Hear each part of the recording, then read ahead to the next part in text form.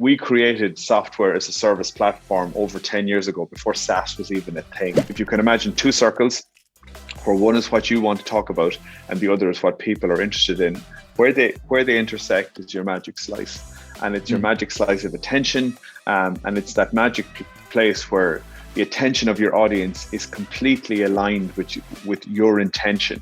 Their attention and your intention are matched. How do you know that you're really achieving the objectives of your brand? If you put stories at the heart of it, how can you consistently do that to resonate with people and get a result?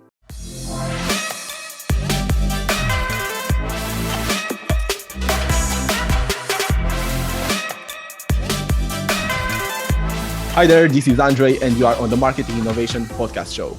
Our special guest today is Jack Murray, who is the CEO of Media HQ, a SaaS press release distribution platform that provides media contacts to marketers and media professionals. But not only. He has also released his debut business book, The Magic Slice: How to Master the Art of Storytelling for Business, which has become an Amazon bestseller in 3 categories in its first week from release. And today we'll discuss modern PR as well as the science behind storytelling in marketing. Jack, welcome to the show. Congrats for the book release. How are you? How's the energy on your front? It's really good today, Andre. I'm the minute we finish recording, where I'm sitting right now is beside the Atlantic Ocean, and it's very cold, but the minute we finish recording, I'm getting into the ocean for a swim. So I'm very looking forward to our discussion, but I'm also very looking forward to that. Crazy. Like, how cold is it right there? Because I think it's like below 0 degrees. Well, the water is probably about 7 degrees. So yeah, I have a lot of hot water in the tank, so I'll be having a bath when I get back up. But it's great to feel alive. And when you go into the ocean and the waves are crashing, so the high tide is in about 20 minutes, and the waves will be crashing over me. So I'm really looking forward to that. Crazy, man. Okay, nice. Thank you for being on the show today. We already found out an interesting fact about you. Looking forward to picking your brains on PR and storytelling and everything that we just mentioned here briefly in the intro, because you have a wealth of experience. You've been in the industry for over 15 years. You've been an entrepreneur for forever, really. So from the beginning of your career, as we briefly discussed before the call, your family has been having this background as well. So really looking forward to hearing your thoughts, hearing your story, as well as discuss trends and maybe tips and tricks that our audience can take away after this episode. First of all, I will let you tell us a bit more about you. Like, who is Jack? What's your story? What's your background? Maybe a bit about the book, a bit about the company as well, as much as you'd like to share at this point. Yes, Andre. So I would describe myself as a marketeer, an entrepreneur, and a storyteller. And as long as I can remember, my family has been involved in business. And if I was to share with the audience the spark that got me involved in business and in storytelling, it's a story that my father used to tell us when we were small. And I have an older sister and a younger brother. And Ireland was very poor in the 1880s. And my great-grandfather was one of 9 children. And they had a very small farm in the west of Ireland. And back then, the British ruling class would have had landlords that would have had small peasant farmers. And my family they had a small farm holding. And somebody had to do something because they were going to get evicted off the land. And the chosen son was my great-grandfather. And at 29 years of age, he left Ireland on a boat for New York. And he arrived into Castle Gardens in New York. And anyone who's seen that movie, Gangs in New York, it was that era. So like, if the disease and the cholera and all of that didn't get you, the gangs might have got you. And we don't really know what he got up to, but he was massively successful. And he got a business idea in America for a general store. And he came back to our hometown, and in 1886, he started this business and kind of bought a whole lot of property and started a milling business and started a shop and a general merchants. And that business is still run to this day by my brother and my mother. And I suppose it was that story that got me engaged in storytelling. I studied product marketing in university. I went to work first in a shoe company. Then I decided I wanted to get deeper into storytelling, and I studied journalism. I worked in political communication then as a young man. And at 30 years of age, I went out and I started my first business. I started 𝐸𝐴 over 10 years ago, and I bought a business that was publishing a printed media directory for people to keep in contact with journalists. And it's kind of funny how big the SaaS industry is now. I was watching somebody recently talk about the ads on the Super Bowl and how they were all SaaS dominated for the first time ever. And like, we created software as a service platform over 10 years ago, before SaaS was even a thing, because it was the best way to connect our users with up-to-date intelligence on journalists. And 𝐸𝐴 has been a platform for well over 10 years and has steadily grown, has gone on an international development pathway. And simply as a product, our mission is to connect our users' stories with their audiences, and that could be journalists, it could be podcasts, it could be Instagrammers, and we work as a place to find your audience and then to distribute your pitches, your press releases, and to look at your results and your analytics and to achieve your mission that way. And I suppose, it was through that prism we help loads of organizations and brands share stories on what you would call an industrial level. And it was through that this concept of the magic slice, which is, if you can imagine two circles, where one is what you want to talk about and the other is what people are interested in, where they intersect is your magic slice. And it's your magic slice of attention. And it's that magic place where the attention of your audience is completely aligned with your intention. Their attention and your intention are matched. And that's what I wrote my book about. And, in addition to running 𝐸𝐴, I have a storytelling agency, and I work with brands on how to find that place where the attention span of the people that they're trying to communicate with is perfectly aligned with what they want for those people. And I love marketing, and I love the innovation space around SaaS, where you can imagine something and you can build it really quickly, and you can engage with your customers and see how they react to it. So how was launching, basically a business in a category that was just kind of forming right then? You are, you are a bit of a nerdy adopter, if you are one of the first ones to go there. What was the space 10, 15 years ago? It's really interesting in that, I'm not a technical, you'll get some technical founders, and I'm not a technical founder. I'm a marketeer.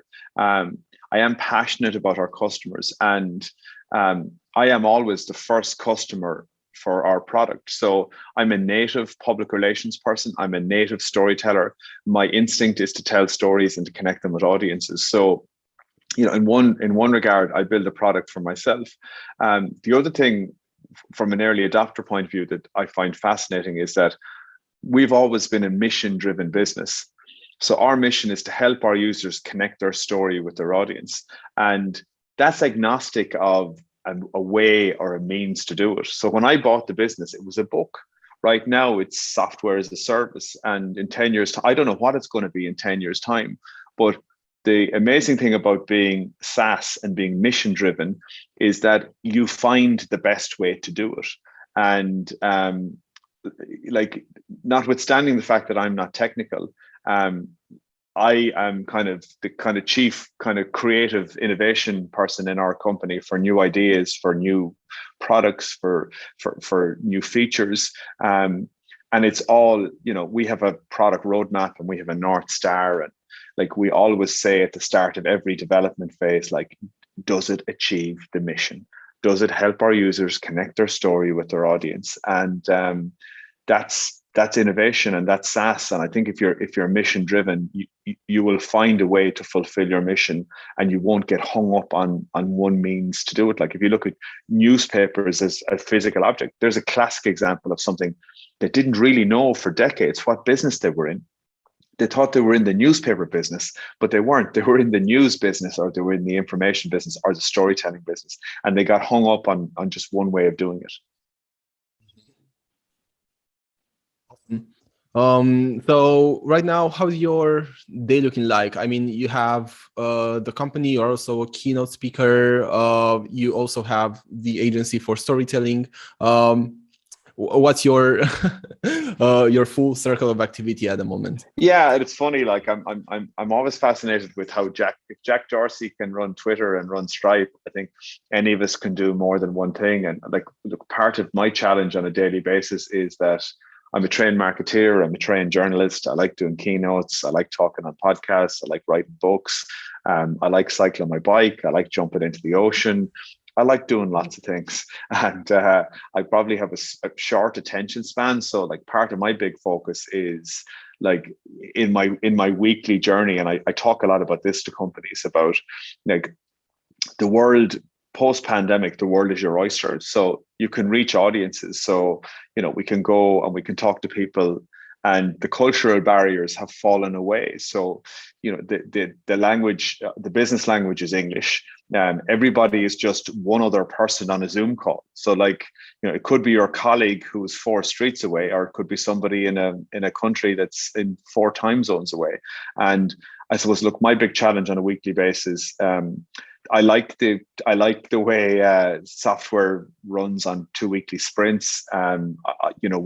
We have different functions, from product development to marketing to customer success, and it's about managing those tightly. And look, the only resource that we're not getting any more of is time, and time is very valuable. And I think the challenge is to kind of respect that, and but also balance. Like there's enough time for swimming in the ocean, and there's enough time for hard work. So I also think one of the big challenges kind of post-pandemic in the remote world is to, we try and organize our week on zones. So I would say Monday is very busy. I would say Tuesday is a time for reflection.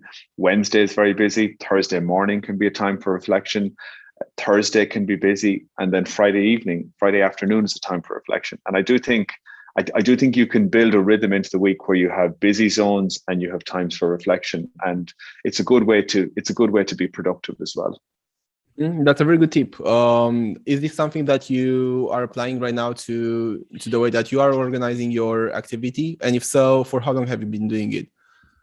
Yeah, we've been doing it for over a year now. So Monday is busy. Tuesday is quiet. We don't schedule internal meetings on a Tuesday. Wednesday is meeting driven and busy. Thursday morning is quiet. Thursday afternoon is kind of sign off day. Traditionally, I don't like signing things off on a Friday. I'm kind of in decision mode on a Thursday. I'm in more reflective assessment phase on Friday. So we've a series of kind of sign offs on product developments, on a whole host of things on Thursday afternoon. And then Friday is about looking at the progress of the week, seeing what you need to do next week.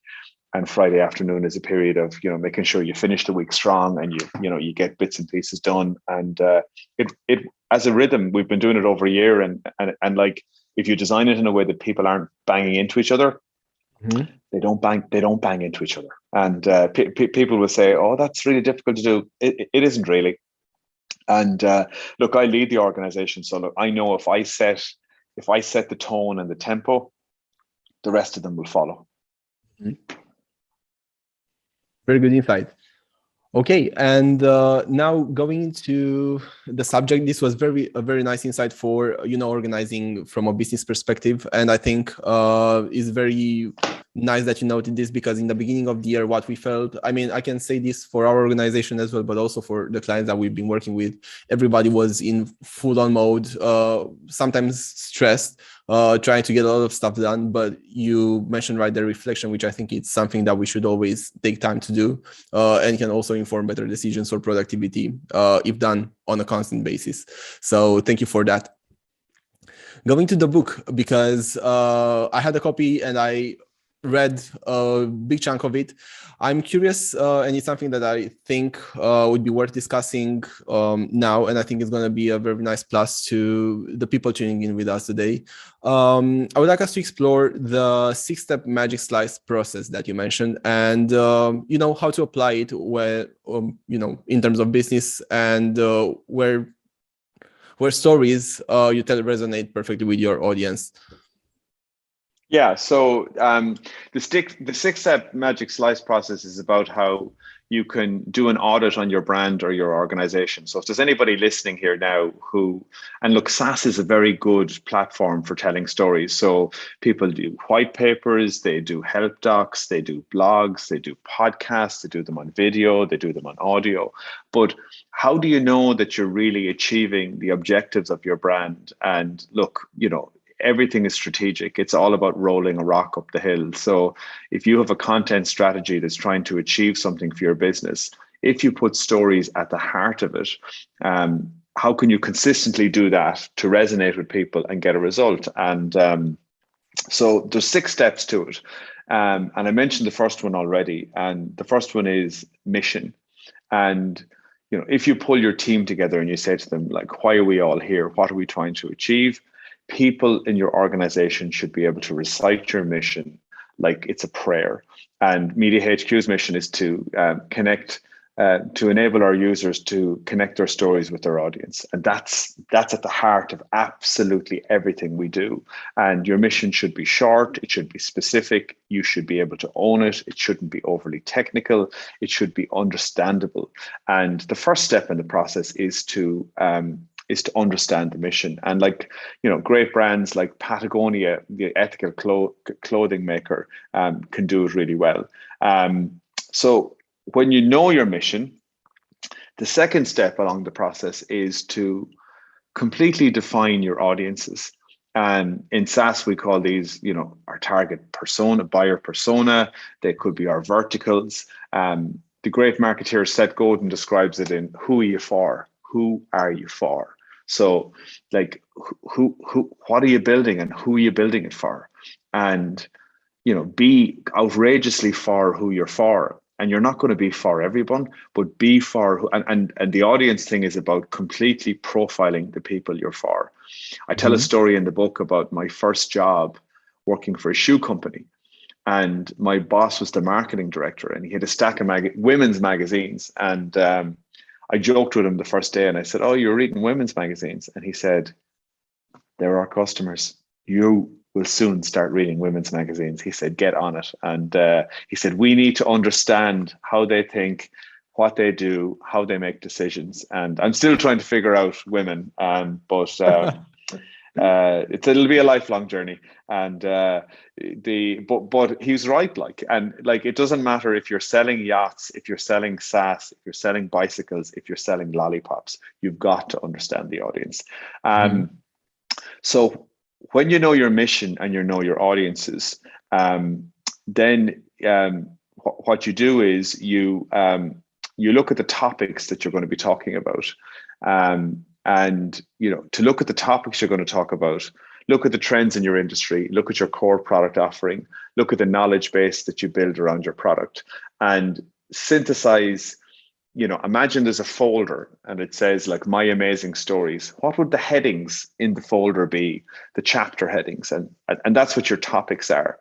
And when you have your mission, your audience, and your topics, you can then actually say what your magic slice statement is, and it's X brand, is appealing to X audience through writing stories about X, Y, and Z. And it's only at that point, Andre, when you know your mission, you know your audiences, you know your topics, you write a statement that encompasses all that. It's only then that you actually start writing stories.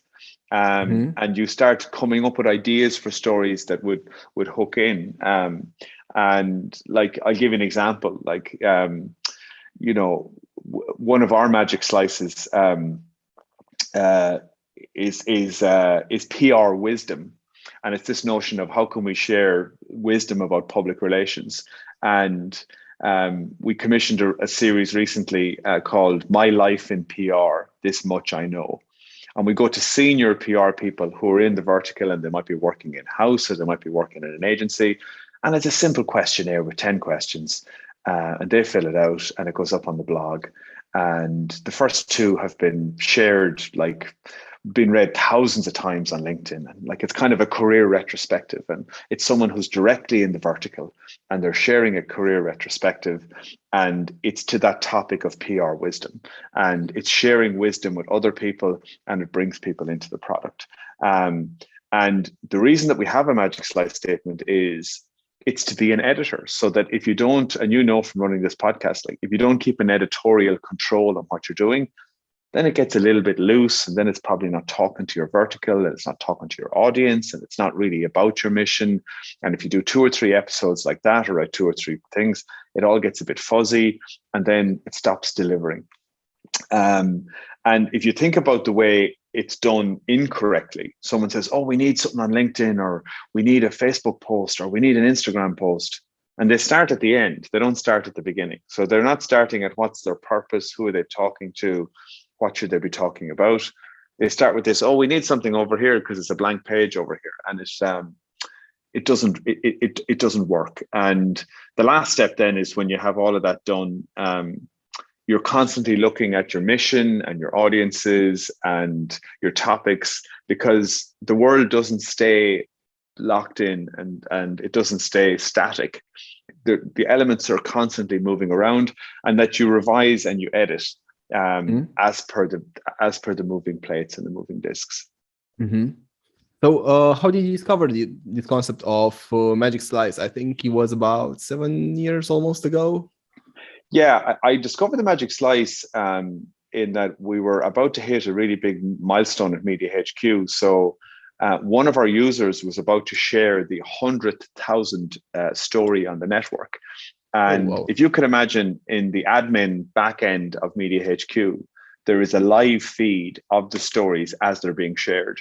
So every day, like there's hundreds and hundreds of stories shared, and we get to see them in the office just before the journalists read them. And like it was a big moment, and we were sending out a press release ourselves. And I began to kind of look at the stream of press releases, and I began to identify the people who were really good at it. And I began to see this commonality. So I had a bit of an epiphany kind of around that. And I suppose that kind of leads us nicely to, like, we're talking about storytelling. And I think it's really important for the people who are watching and who are listening to the podcast, as to say, well, why should you power your marketing or your communications with storytelling? And Andre, it is the most powerful way to communicate. If I said to you, I can actually give you the gift of mind control, and I can actually give you kind of full command on the brain power of the people you're trying to communicate with. And you can actually get into their brains and control their outcomes. Would you like that? And you'd say, yeah, sure. Yeah. How do I do that? And the answer is with storytelling. And it's ostensibly about science. And if you could imagine, and this is a game I've been playing for as long as I've been a marketeer, over 20 years. Every opportunity you have to communicate with your audience is a game. And every opportunity is a game where you can influence it positively or neutrally or negatively. And storytelling is a really powerful way. And imagine you could wrap a story around anything. It could be a package, it could be arriving to your reception area, it could be, receiving something physical through the post. Imagine if you put a story around everything. And the reason stories work is that stories trigger hormones, and hormones influence our brain. And I tell a story in the book about this piece of research that was done in Princeton by a professor called Uri Hassan. And he got this graduate student to go into an MRI machine, and she told this fantastical story about the night of her high school prom. And her boyfriend had a fight, and he got drunk, and she was driving the car, and she had a slight tip in the car, and it was just this full of all of these kind of mad and interesting, kind of colorful story. And they played the story, they mapped her brain waves in the MRI as she told it, and then they played the story back to 15 people. And miraculously, their brain waves listening to the story mirrored her brainwave telling the story. They were like an absolute exact match. And it shows that if you want to control the audience like a puppet on a string, a story is the way to do it. And like, we're all addicted to Netflix, to Amazon, to Disney Plus. Any story that's a whodunit triggers dopamine. Anything that kind of is personal and builds trust triggers oxytocin. So if I told you something personal about myself, my life, my family, my swim in the sea, it builds trust. And you think, you know me on a human level, and it builds oxytocin. And then if I tell you something funny and you laugh, that builds endorphins, and that builds engagement. Dopamine builds focus. Oxytocin builds trust. Endorphins, laughing, builds engagement. And then the negative ones are cortisol and adrenaline.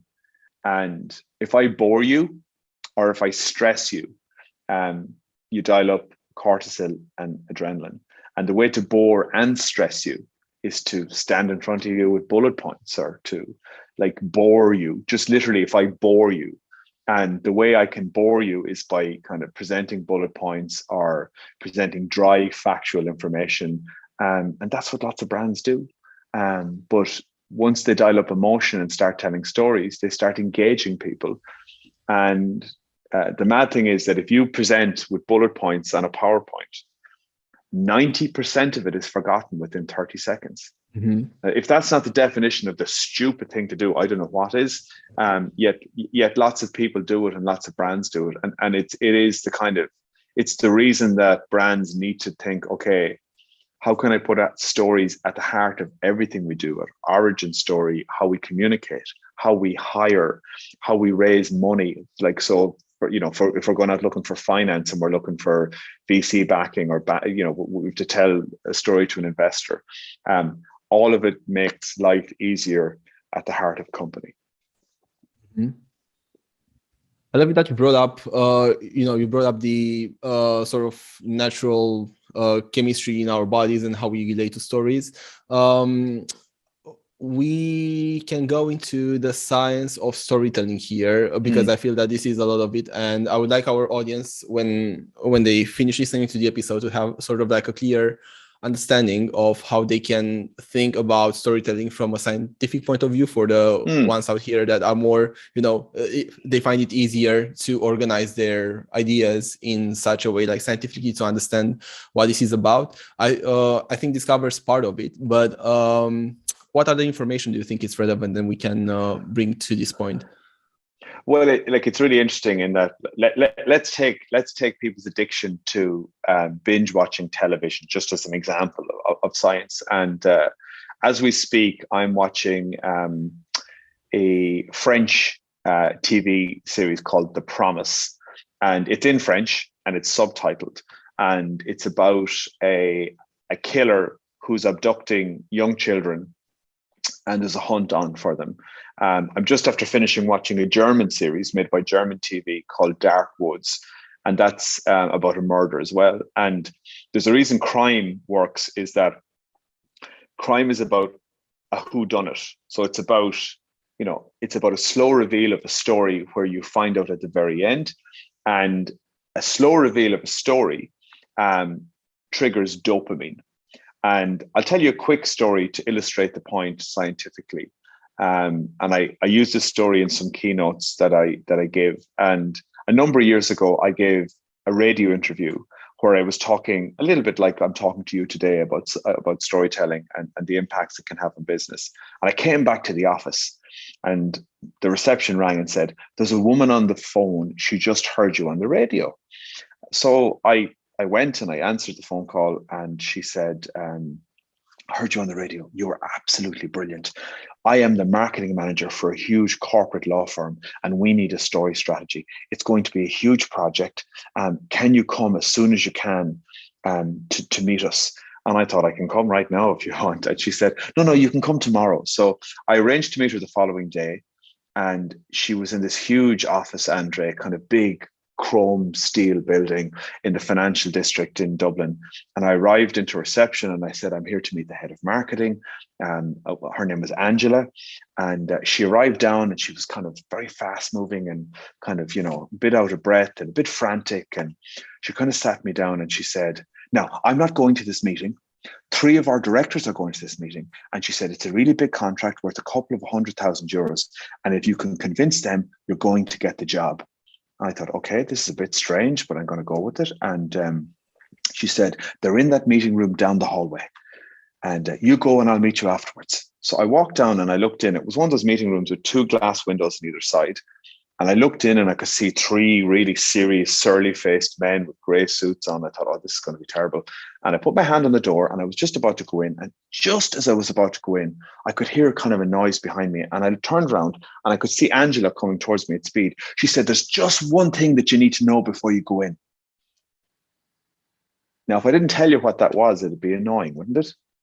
And I'm not going to tell you because that's dopamine. And when you dial up something where there's a reveal and somebody really wants to know something, that's dopamine. And what happens when you deliver a story like that? People focus. They remember details. They remember all of it. You could go off this podcast now and you could tell that story to that point to anyone. Next week, the week after, you'll remember all of it. And that's dopamine.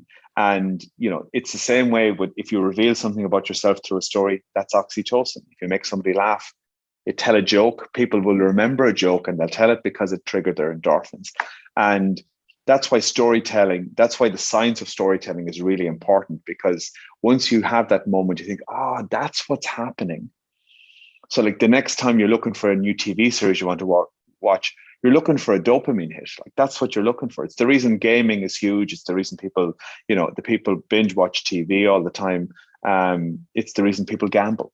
They need a dopamine hit, and you can build that into your storytelling. Very interesting. A very good example as well. Another thing that I had here in my notes, and I know that you were talking about in your book, was finding your creative operating system. I like this parallel of, like with the operating system.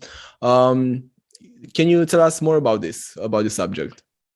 Yeah, so I suppose the net point from this is that everything comes from ideas. Mm-hmm. So, and especially in innovation and in marketing, and especially in an industry like SaaS, everything comes from ideas. So if everything comes from ideas, being like the Irish phrase, like a busy fool, like being a busy fool is not going to produce new ideas. And your creative operating system has to be like, if the working week in Europe is 37.5 hours, everybody needs to dedicate 10% of that, which is 3.5 hours, half a day a week, to creativity. So in our company, we have quiet zones, as I mentioned earlier in the podcast. We have Tuesday and we have Thursday morning and sometime on Friday afternoon. And it's probably, to use a technical term, we over engineer it, so we give more zones there for people to dip in and dip out of. You tend not to, and then you have to find ways to be creative. So like post exercise is really good. I have some creative work to do this evening. I'll do it after I get out of the ocean. If that cold water doesn't dial up some hormones of some sort, there's something wrong. It could be a run. It could be a cycle. I wrote my book. I wrote a lot of it sitting in the front of my car, waiting for my daughters to finish their sports, because I was kind of hiding in plain sight. There's a thing about creativity where, if it's where you're doing your accounting and your expenses, it's not going to work. And I think the one thing I would say to people listening in is that creativity is not a talent. It's you're not born with it. It's a way of operating. So, the more you practice creativity, the better it'll get. So the more you write, the more you think, the more you hone your ideas, the more time you spend at it, the better it will get. And we think that people are born creative. They're not. People who writing a book is like giving birth to a donkey. Like, it's hard. And you have to keep coming back and hone. Like, nobody ever wrote anything clean, crisp, amazing the first time. As the famous sculptor said, like, how did you make that piece of granite look like an elephant? And he said, I just knocked away everything that didn't look like an elephant. It takes time, and it takes it. But I suppose it is worth it. And great products, great engagement, brilliant, brilliant ideas. They take time. And I suppose the last thing I'll say in this is creative people are willing to fail. So writers, musicians, and in corporate culture, there's a lot of people don't want to fail in companies. And you'll see it sometimes. They'll bring in agencies like me, they'll bring in a creative person like me to tell their story, because there's nobody in the bandwidth within the company. And these are big organizations. And one is that they don't believe in it, but also that they don't want to be seen. And they'll bring in a consultant because it's okay for a consultant to fail, but they don't want somebody on the payroll to fail. And that's curious to me. And like investing in creativity will pay dividends. And look, I've been creative all my life. Like the one thing I've a healthy fear of lots of things. Running out of ideas isn't one of them, and that's because I continually invest in myself. And to be creative, you have to invest in your body and in your mind, and you have to do it. You have to keep practicing. Love it, Jack. This was a great. Not way to end it on a high, but I feel this is something that will be here to stay, and I think it's good for people to keep as one of the final notes. Before we wrap up, because I know it's getting a bit late and the ocean is waiting out there, but we didn't touch so much on your company, and I think there was a lot of juice that we could discuss there as well. So just maybe a little intro or a bit more details on it for the audience, for the people that are running marketing departments and they may need to, or they are looking at ways that they can leverage PR better. If you can, please share a bit about who your clients are at the moment and how they may be able to use the platform best. We'll have links to it in the description as well. So guys, if you're interested, you can check it out. But Jack, just to hear it from you. Yeah, so I suppose, look, there's two things I'll talk about. One is Media HQ, and the other is my storytelling agency, 𝐂𝐲𝐬𝐿. Yep. Media HQ is a SaaS platform that helps brands share press releases and pitches with journalists. And if you need to get a press release out, or you need to tell your story via the media, and we traditionally work with in-house communications teams, with PR agencies, and with independent PR professionals. There are our key target verticals.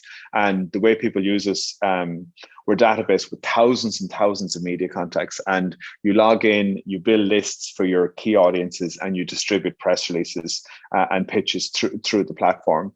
And as I said, look, our key verticals are in-house agencies and lone PR practitioners. We went on an international expansion in 2018. We are now represented in the media in Ireland and in the UK. And as we speak, we're working on a number of projects across Europe to roll out in other European countries, partnering with other partners on the European continent to do that.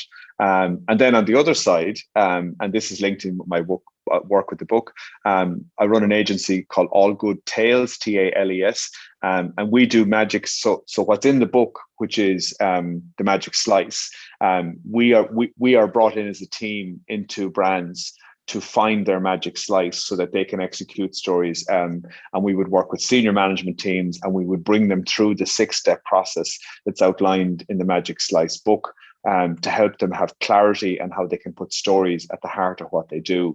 The first step is to identify their magic slice, and the second step then is to put a plan in place and how to implement it. And implementing it can be everything from website copy, building brand newsrooms, stories around how you're going to hire better, how you're going to raise funding, pitch decks, all of that, and kind of creating story cultures within organizations. So people who are doing work really well, but know they're missing out on opportunities because they haven't captured it properly in a story. So that, yeah, they're the two offerings. One is Media HQ, which is a SaaS platform, and people can read about it on mediahq.com. And for All Good Tales, then if they go to allgoodtales.com, or my writing website is murraystory.com, and they'll find me on Twitter as Media Murray, or connect with me on LinkedIn as well. Perfect. So guys, you have links to all this in the description of this episode if you are viewing it on YouTube. If not, it should be in the episode transcript. Or as mentioned by Jack, you can follow his LinkedIn profile or Twitter or navigate from here. But we'll try to make everything as accessible as possible. Jack, without further ado, Andrei, let's cut this. So Jack, it was a great pleasure to have you on the show. Very insightful chat as well. Thank you again for sharing all the insights. Guys, if you want to read the full book, you can find it on Amazon. Jack, congrats again for being a best-selling author there in 3 categories in such a short time. And without further, until the next time, feel free to share any feedback that you have with us. Jack, if you're up for it, sometimes we get questions from audience that can become episodes in themselves. So if you're up to maybe following up on our conversation today with another episode, maybe focused around PR or any feedback that we get from our listeners, maybe we can organize. And I'd love that, chat. Awesome. And until next time, guys, as always, thank you for tuning in today. Thank you for sticking around. Hopefully you found this episode insightful with some nice takeaways that you can implement in your business or review, as we were talking about the mission, values, and how these are being translated into your stories. Feel free to connect with Jack. Feel free to share your feedback. And until next time, wishing you all the very best of success. Speak soon.